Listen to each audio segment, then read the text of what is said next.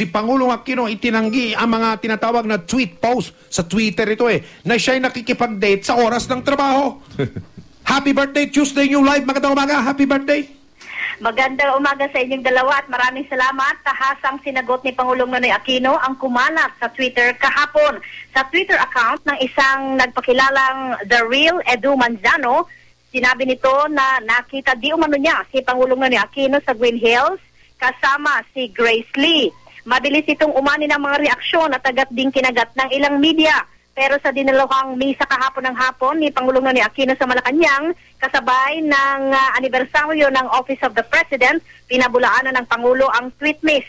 Sa katunayan naman, halos hindi sila matapos-tapos sa isinagawang NEDA board meeting, umaga pa lamang kahapon, at hapon na nang matapos ito. Sa dami raw ng gusto niyang klaruhin sa mga nakalinyang infrastructure projects na nakatakdang pasimulan na rin sa lalong madaling panahon. Tatawag dyan, tweet miss. Tweet miss. Tweet miss, hindi na chismis, tweet miss. Mismo ang mga tagapagsalita ng Pangulo kahapon ay sumagot sa tweet para pabulaanan ang di umano'y pagdidate ni Pangulong Aquino kahit oras ng trabaho dahil nasa Malacanang daw ang presidente buong araw at tali sa kanyang meetings. Ayon sa Pangulo, natatawa na lamang siya sa ganitong mga uri ng malisyosong tweet.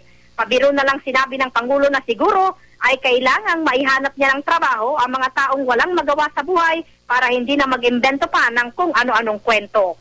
Ang inyong kapuso, Tuesday Sagunyo, nag-uulat para sa Super Balita sa Umaga Nationwide. Eksakto ka.